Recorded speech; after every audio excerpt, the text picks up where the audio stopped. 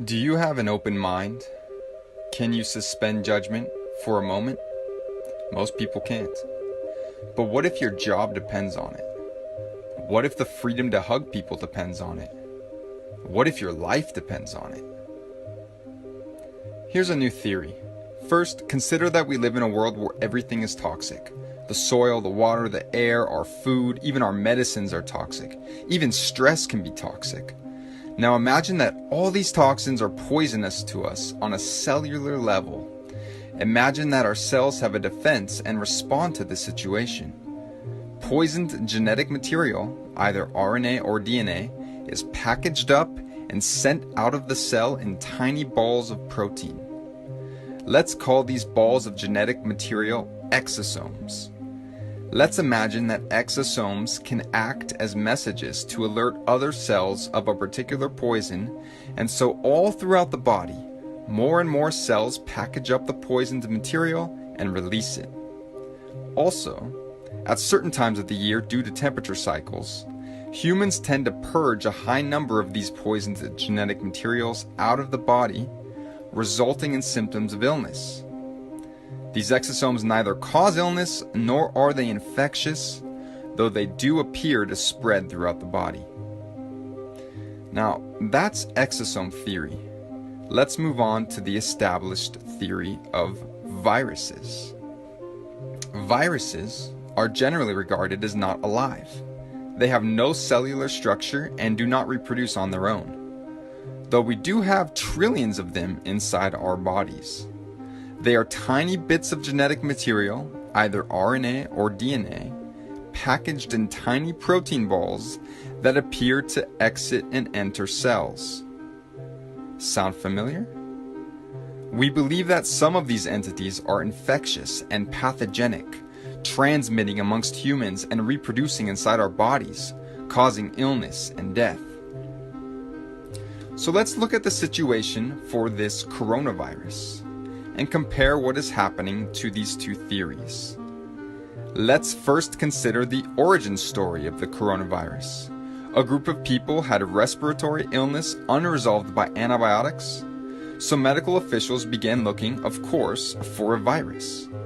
What they eventually found under the electron microscope were small protein balls being excreted by the cell. Okay, first comparison. This would make sense in both exosome theory and virus theory. Then they searched for and found an RNA fragment that they had not seen before in some of these patients. This would make sense in both exosome theory and virus theory. Now, they did not prove that they could infect somebody or an animal with a purified form of this so-called virus. They simply assumed that this RNA fragment was the cause of the illness they saw in some patients, and they assumed it was contagious. So do you know how the tests work? It's not a binary test, like a pregnancy test. It's called a PCR test, and it involves amplifying genetic material by doubling it in dozens of cycles until you have billions or trillions of the original molecules, and then using those results to determine if you have enough of the identified RNA fragment to be considered positive. Here's the thing. At a certain point of amplification, every single person would test positive. They use an arbitrary cutoff point where they stop doubling the material. That cutoff point is different amongst different tests for COVID-19. In fact, there were 10 different cutoff points amongst 33 tests approved by the FDA. Seems a little strange, right? You might find it interesting that the Nobel Prize winning inventor of the test did not believe it should be used to diagnose infectious illness. And perhaps you've heard about some of the problems with the test, such as the high rate of false positives. But in any case, let's say that after 37 times of doubling a specific genetic material they found in your body, they determine that you have enough of the RNA they are looking for to be considered positive. This could make sense in both exosome theory and virus theory. But clearly there are clusters of people getting ill. Look at New York City.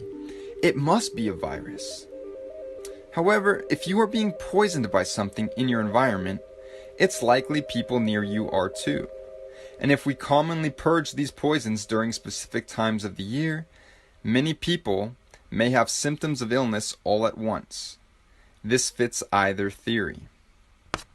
Now, here's where things get interesting. Let's go to the Diamond Princess cruise ship situation. Did you know that people who were bunked together for days had conflicting positive and negative tests? How could one person have this highly infectious illness but not transmit it to somebody bunking with them for days? This would make sense in exosome theory, where the balls of RNA are not contagious, but it would not make sense for virus theory, where the balls of RNA are supposed to be highly infectious. Let's take a look at the first case of transmission in Illinois. A woman traveled to Wuhan, came back, and both she and her chronically ill husband ended up testing positive. Medical authorities then tracked over 300 people who had had close contact with them to see who acquired the virus. And guess what? 0 positives. This again would make sense in exosome theory, since exosomes are not contagious. But it would not make sense for virus theory, where this is supposed to be an infectious virus. In fact, do you know that there are many documented cases all around the world of patients testing positive for this RNA fragment with no relevant travel history and no known possible contact with somebody who was infected? These were people in the middle of nowhere, early on in this whole crisis, who suddenly were testing positive. This would make sense, again, in exosome theory, where the RNA is being produced as an immune response within our cells. But it would not make sense for virus theory, where you are supposed to have had contact with somebody with the virus.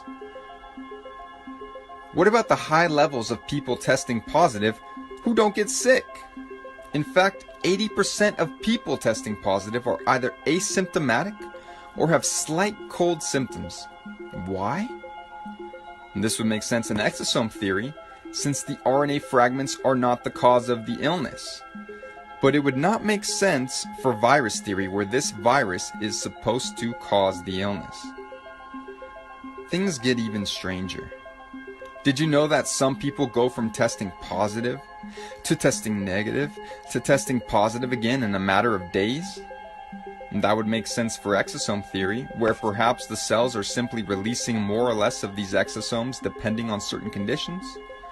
But it doesn't make sense in virus theory, where you are supposedly infected until you have rid yourself of the virus. So which of these theories seems more likely to you?